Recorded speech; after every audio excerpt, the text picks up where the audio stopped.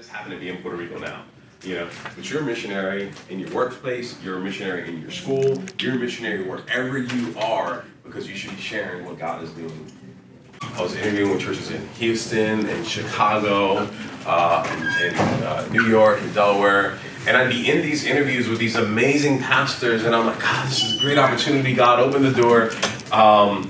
And I would leave these interviews thinking, this is not my next step. It would be a comfortable situation for me and my family, instantly have a salary, instantly have a great place to live. And I'm like, God, this is perfect. You prepared me, I'm ready to do this. But I leave these meetings and I'm like, but this is not what you have for me, God. I don't understand why, God, this is not what you have for me. It's funny how when you actually look back in your life, you kind of see how God moves things into place for you. So at that moment, I'm kind of struggling with this. At the same time, I'm kind of fighting with God, and God's okay with you fighting with him. He's got tough skin, so he's okay with your questions. He's okay with your doubts. It's okay with him. It doesn't scare him away. So I'm kind of questioning God. So what am I supposed to do? And at that time, honestly, I had made a decision to start my own business. I had been working in business for years. And I'm like, God, I'm going to start my own marketing agency. And matter of fact, my marketing agency, I had already changed my LinkedIn. If you're not familiar with LinkedIn, it's like a place where it's like a social media for business. So I had changed my LinkedIn, and my profile said, Arise Creative Services. So I was ready. And I had actually started working on a logo, and I had the first part of it, and then I just didn't have enough time to finish it up. And for me, that was really hard. I was working on it for like 3 weeks, and I couldn't do it. I'm a graphic designer. So I just left it, and I'm like, all right, whatever. And through that whole process was when God started speaking to me. And I'm reading this book, and this book is called Spiritual Leadership by an author by the name of Oswald Sanders. There's a portion in this book, and I'm reading it, and there's a portion in this book that says, do not let your inadequacies stop you from the calling that God has in your life. It broke me down. I was literally in tears. And the funny thing is, like, in that very exact moment, and I'm, like I said, I'm not this uber spiritual guy that says God talks to me. I'm very, very careful with that. I get mad actually when some pastors do it when I'm not 100% sure that it was a God thing. So I'm very, very careful to say that. But I'm 100% sure that in that moment God said, I called you to be a pastor and you keep trying to do other things. Wow. I broke down in tears. God's presence was so strong that I couldn't even with that. I was on my knees in tears, and I just was like, oh my God. So my wife was taking the kids to school, and when she came back, I said, honey, this is what God said to me. And when she gave me her response, I was just like, really? Because her response was, I know. And I'm like, oh, come on, you couldn't have told me that. I'm saying, like, God, what do you want with my life? And you knew, so you could have told me, I would have had a gold up. No, but so it was one of those things that was in that moment, we knew. Because if you're married, you're blessed to understand that you are not alone. And when God calls you, he calls both of you. And that may not mean that you're both in ministry, that you're both preaching. My wife is very behind the scenes. She loves being behind the scenes. She loves it. She's a prayer warrior. Actually, right now as we speak, we're here, and she's actually leading the prayer at our home for Arise Church. Right now we haven't started, but we're praying. We pray. Very first thing that we did as a church was pray. Amen. Very thing that we continue to do is pray. Yes. Because we know that this battle is spiritual. There's a lot of logistics and things, but this is spiritual. Yeah. And we need to be prayed up. We need to be prepared. So she's praying now. I'm so grateful for what she's doing. She's completely out of her comfort zone. She's like, you're the pastor. You're up front. I'll be praying over here. I'll be taking care of the kids. I'm loving you. I'm serving our family. So she is completely stepping out of her comfort zone. And but at the same time, we're equipping other people. We have somebody on our team who's leading it. She's hosting. That person's leading, and I get to be able to do this. And we haven't even started yet. You know what I mean? So God's been really gracious. And so we got this moment. God speaks to us, and we're like, okay, God, this is awesome. This is great. Now what? Isn't it cool when God puts an inkling in your heart that you have no idea what he means by it? You know what I mean? God, you want me to do something. What is it? I'm a great believer in that you need to take a first step. Right. Yeah. You need to take a first step. Just like we were speaking yesterday, the angel told these ladies to go, and Jesus met them along the way. So you need to take that first step. You need to go. The angel tells you to go. His word tells you to go, but you need to make some first steps. I said, okay, just put some oil on the door.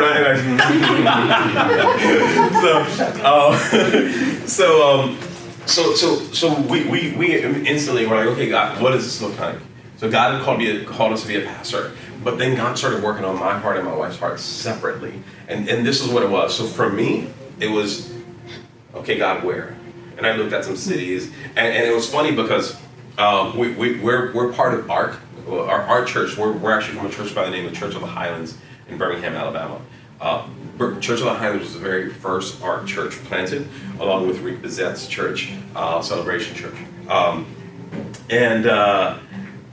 It was crazy because all of a sudden we had the question, I wonder if there's any ARC churches in Puerto Rico.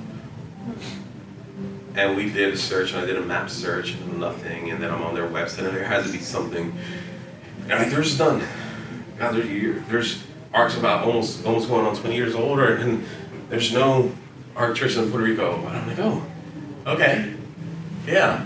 And the funny thing is, like, from that moment, we kind of laughed it off. We're like, ha, imagine if God sends us to Puerto Rico. That'd be funny, right? Yeah. But it was like one of those things like, no, God, send us to somewhere cool, send us to somewhere we're going to have fun, and it's going to be great family life, there's good things for kids and all that, But of course, God just laughs at our ideas. So he was like, okay, I got you, don't worry about it. And the thing with me was, then I started looking at information about Puerto Rico. And I started finding out stuff like, things that being from Puerto Rico, I was born in Puerto Rico, moved when I was very young, I was about a year old. My wife is she likes to say she's more Puerto Rican than I am, because she was born in Puerto Rico and was there since she was almost 15. She's from Ponce. Those who are from Puerto Rico, there's a phrase from people that are from Ponce, they say Ponce, Ponce, y lo demás es parking. Eso es mentira. Eso es mentira. So what that means is, if you're from Ponce is Puerto Rico, and the rest of Puerto Rico is just the parking. You know what I mean? That's not true. Yeah, that's not true. So I like to say I'm from the parking and she's from Ponce. So she likes to say she's more Puerto Rican than me. I have to give her that. She was there 15 years. So for me, so Puerto Rican household, speak Spanish fluently, and had no problem. And for her, it was a lot more difficult because she was raised in Puerto Rico, but I'm talking about rough Puerto Rico. Yeah. You know what I mean? The hard parts of Puerto Rico. So I started looking at stats and information. I found out there's almost 3.5 million people in Puerto Rico. Mm-hmm. There's more people in Puerto Rico than there is in 20 other continental states. There's more people in Puerto Rico than there is in both Dakotas, in Delaware, literally 20 other states. You start naming them. More people in Puerto Rico. Matter of fact, if Puerto Rico were a voting bloc, presidents would have to go and make trips to Puerto Rico to be able to secure the vote of the island. But in Puerto Rico, you're not allowed to vote for president if you're on the island. Right. We're American citizens. We're allowed to go anywhere in the United States and vote. But if we are on the island, you're not allowed to vote. And I'm looking at this stuff and I'm like, this is crazy. And then I find out, okay, what's the median household income in Puerto Rico? The median household income of people in Puerto Rico is $19,000. 43% of the people in Puerto Rico live below the poverty line. Almost half. Of course, Puerto Rico was hit by one of the worst devastating hurricanes in history. $94 billion worth of damage. If you fly into Puerto Rico today, 2 years after the hurricane, as you're flying into San Juan, the capital, the most prosperous part of Puerto Rico, you still see blue tarps on people's roofs. There's some need. So these are the things that are flying in my head, and I'm like, God, how can I move my family to this amount of need? But at the same time, God, you have something inside of us that we can share. For my wife, it was different. For my wife, she'd be in the car, and she said that she was listening to the song, and the light said, the song said, God has called you to be salt and light. And God also, in the song, says, and God never fails. And she said she's listening to this, and she also was thinking about Puerto Rico from that one conversation we had. And she says that from the inside of her, in Spanish we call it a gemido. Just un llanto que salió desde adentro. Everybody here speak Spanish?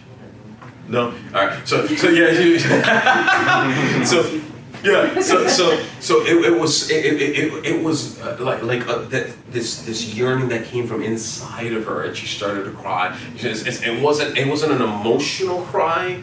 It was a spiritual cry. It was from her spirit that she was crying, and she was just in tears, thinking about the needs that there were in Puerto Rico, thinking about the opportunities of what we can do, how we can serve our island, the opportunities that we have. We've gone through so much. We've been through so much. We've gone through it all. We've lost our house before. I've lost my job. I had to have back surgery. I mean, we've gone through so much. Like, we can share our experience with the joy that God has on the other side of pain, you know. And she's going through all this stuff, and she's hearing all this.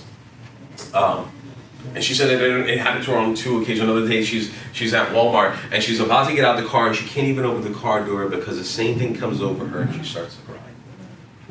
So for me it was 100% logistical, total dude. For her it was 100% spiritual. So she's more Puerto Rican and more spiritual than I am. So we're going through this. And we're going through this separately. This was for about 3 weeks, and we're hanging out as a family, and we're in this apartment complex in our pool, so we're hanging out at the pool, and I'm like, honey, I need to talk to you. She has sunglasses on. She's like, yeah, what's up? And I'm like, I can't get Puerto Rico out of my head, or out of my heart, and nothing. I'm like, okay. Is this a good sign? Is this a bad sign?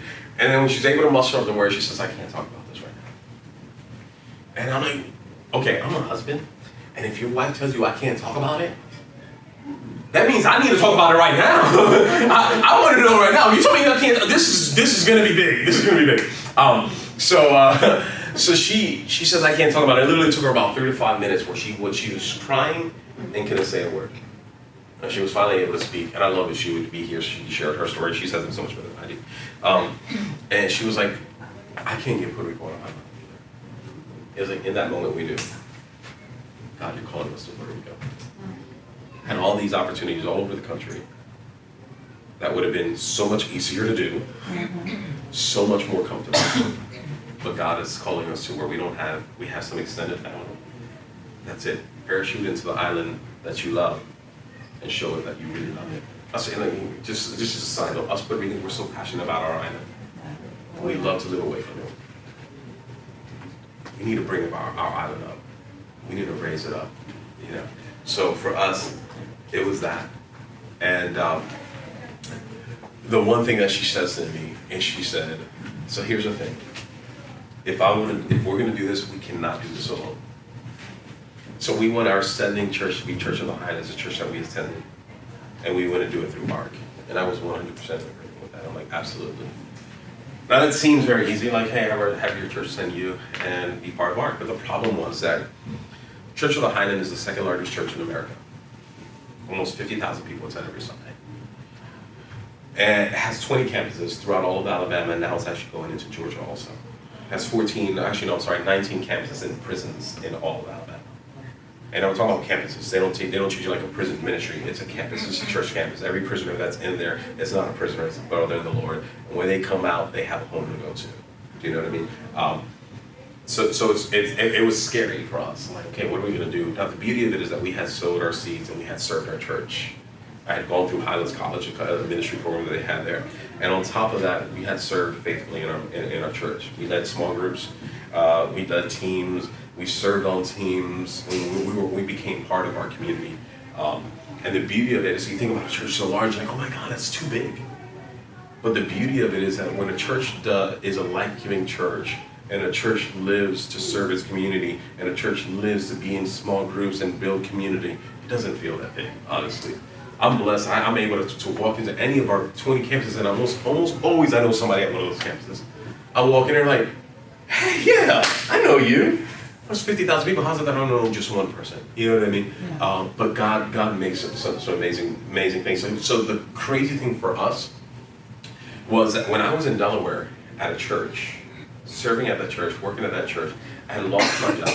And I reached out to certain pastors just to tell them, hey, I'm going through this. I need to talk to you.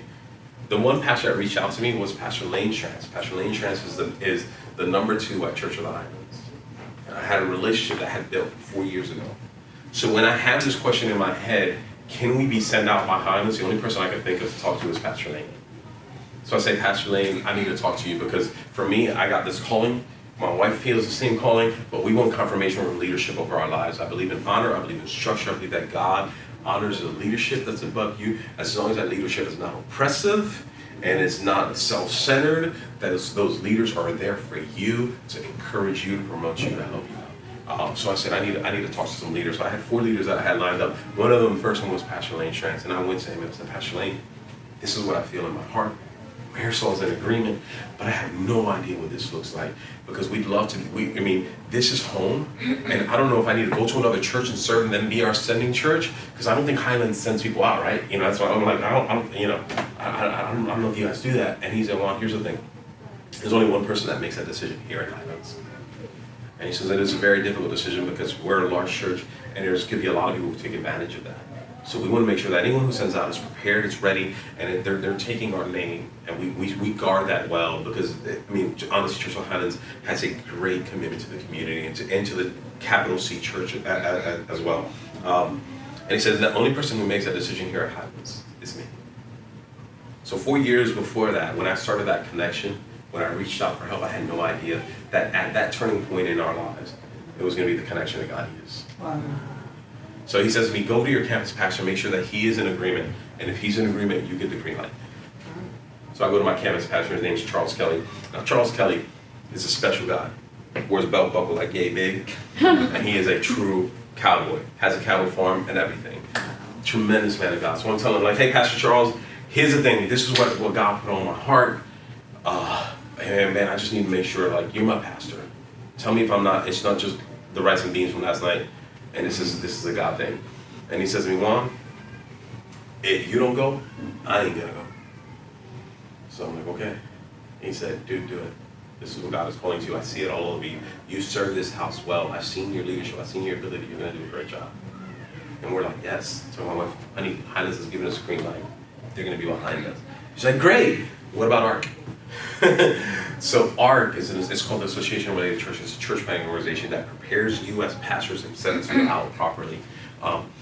And here's the thing though, ARC's bylaws say they only plan in the 50 continental or 50 US.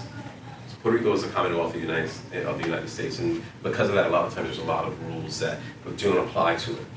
So again, divine connections, divine moments. Several months before that, I had started meeting with one of the global directors of ARC, and we just started talking about diversity. And it was just a common, hey, let's have lunch, let's chat, let's be in a relationship. And we just started having these conversations every couple months. We'd have lunch and just have fun, just to talk as brothers in the Lord. So I talked to him and I said, hey man, I need to have coffee with you. I need to hang out. I got a question to ask you. And that's when I said, hey, this is what's on my heart. We don't know of any other church planting organization that we want to do this through except through ARC. And he says, well, you know that our bylaws say this. But he said, but I'm going to go to the board and I'm going to ask them what we can do. And he said, I'm in your corner. I believe in you. A couple weeks later, I get an email saying, hey, Juan, you're going to be the first ARC church plant in Puerto Rico. Wow. Also the first one that's out of the 50 United States. You know, ARC does have different branches in different parts of the world, but there are local branches, local government, local leadership. We're part of ARC, here. So for us, that was a huge thing. We're like, all right, God, yes, you're calling us to do this. So now we had to go through another process of starting this. So what time are we here to? I just want to make sure I give you some time for question and answer. I might know the time.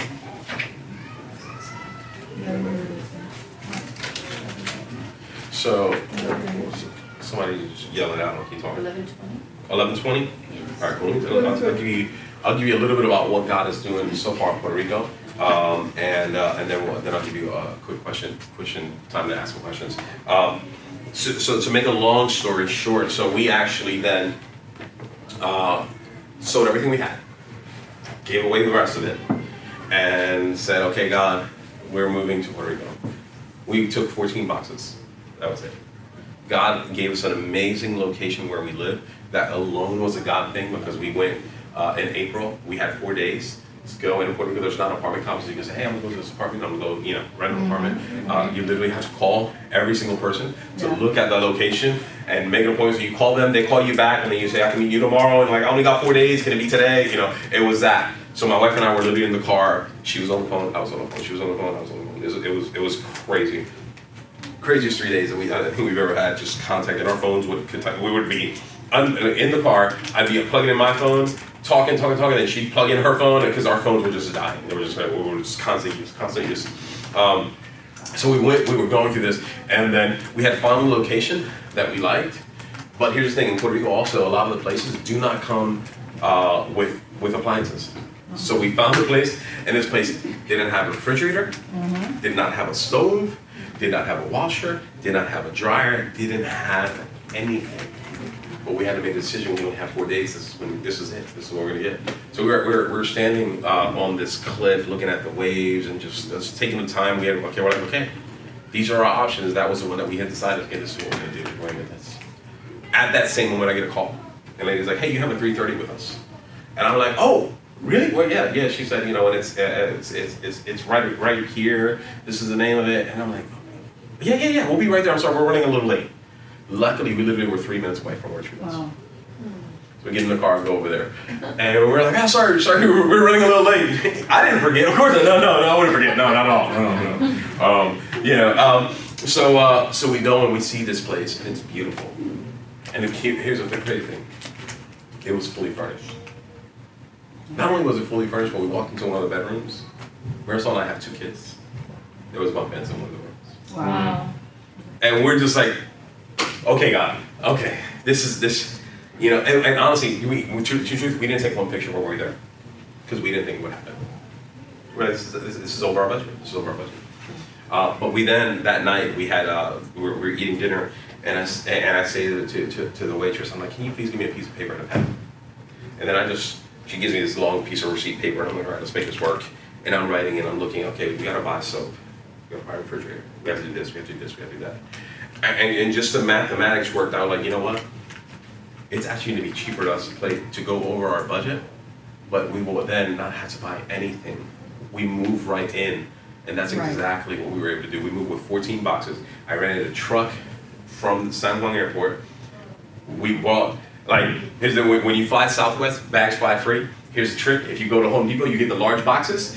That large box counts as one. So we moved, and here we are. Yeah, so it's 2 boxes per person. Well, it's me, my wife, and my 2 kids. That's 8 boxes. So here we go. Here you go. And yes, it doesn't fit the size. Yes, I read the math. Thank you very much. And people at the airport are like, oh my God. And I'm like, hey, pass it through. I had to pay a couple $100s for the rest of the stuff. But that was it. So our move cost us like $200. That was it, So it was one of those things and we got there, we rented a truck for a week, and we loaded all those boxes, drove it to our place. And we didn't have a moving crew, so it was me and my wife. We live on the 3rd floor, no elevator, and all these boxes were all about 50 pounds because that was the maximum weight limit, and we made it. We were at home packing it. Like, can we take that? How much does it weigh? Yeah, stuff it in there. So we did all this.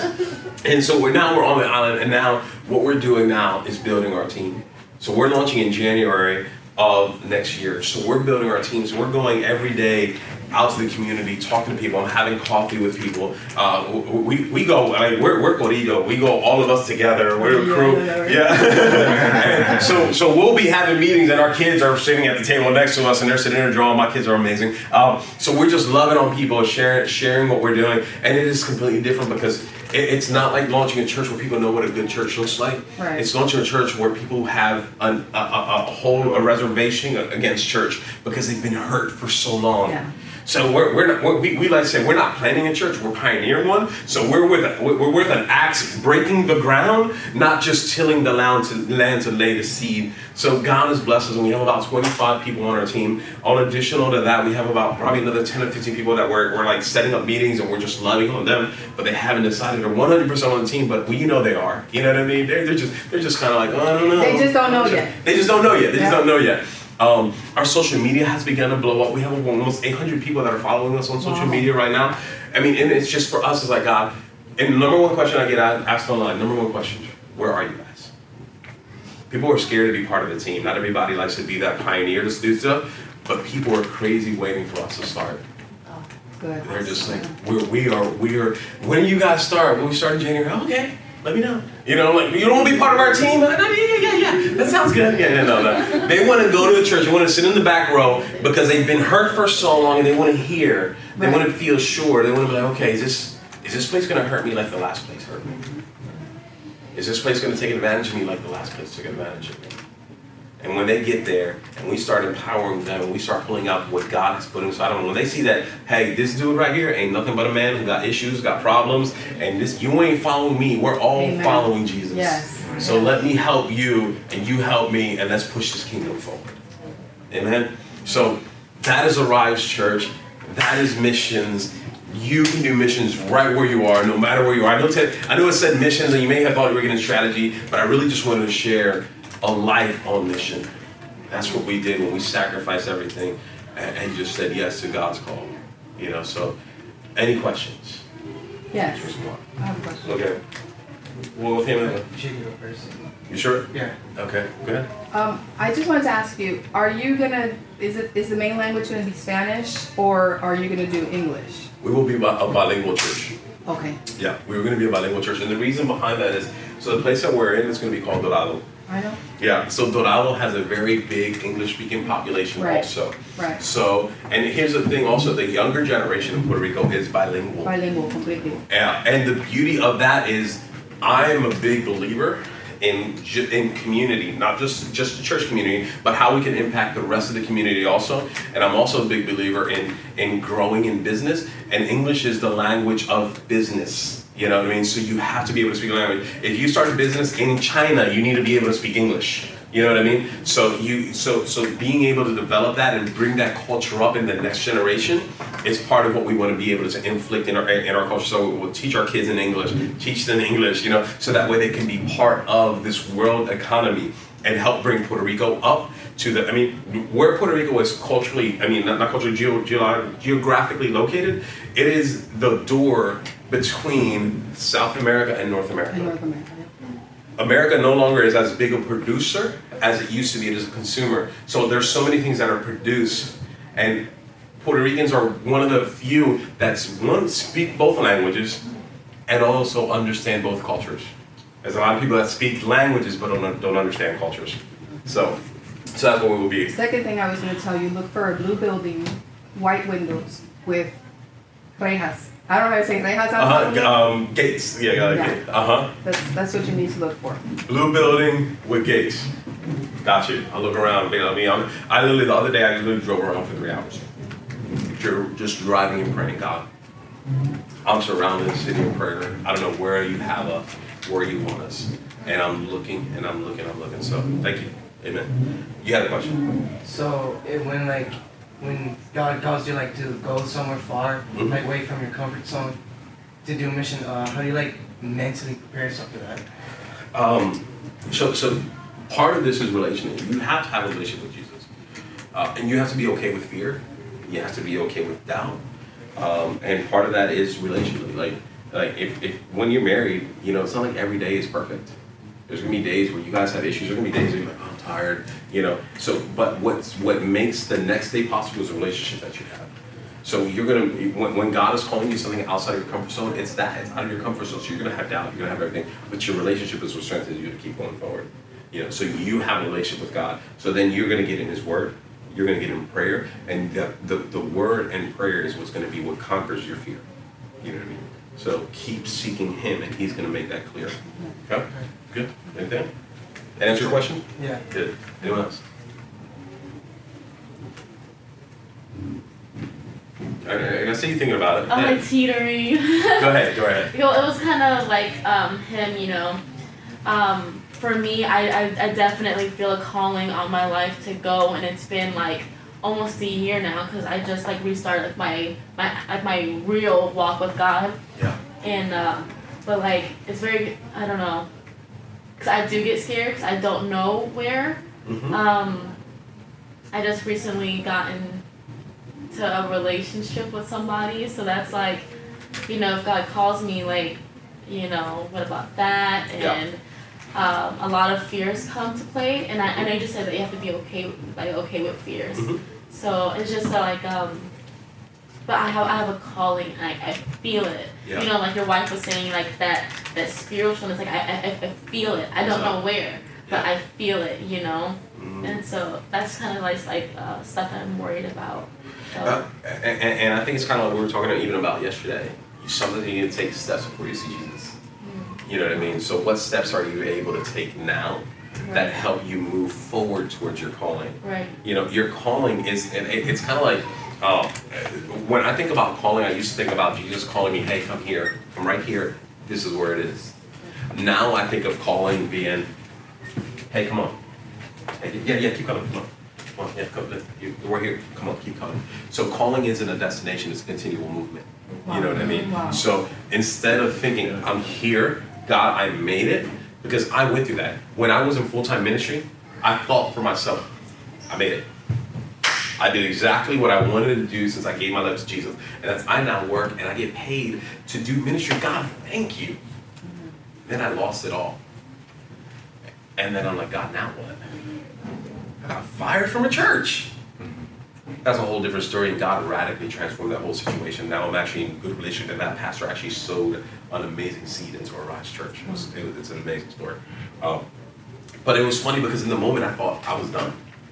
I didn't. I reached it, and then I lost it. And it took me some time and some healing to understand that that was part of my journey. It was part of my calling. It was in that church that I met Pastor Lane, who was a person who approved us to be able to do what we're doing now. It was in that church that I had that met a life-giving church.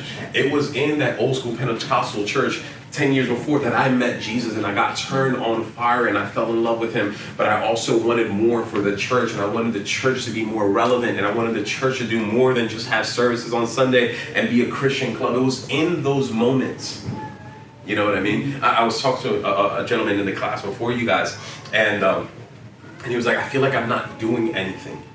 And my answer was, when you look at a tree in the wintertime, it looks dead.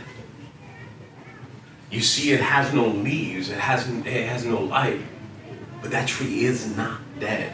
And sometimes we have seasons, and in those seasons we feel like we're dead, but the truth is we are 100% alive. And the growth that is happening to you in that season is growing foundation. Wow. And it's not wasting energy on growing leaves, but it's getting stronger, so that next season the leaves are stronger. Next season the flowers are stronger. So we have to go through those seasons for growth, because a tree that does not grow down never grows up. Amen. Wow. You know what I mean? So go through it's okay to question. It's okay to do that. How old are you? 20. 20. Yeah. I would say this. I don't know. Is your relationship? And I don't want to put you on blast in front of everybody. But is this a spiritual relationship? Is this person following Jesus? Are they in the same walk as you are? Yes.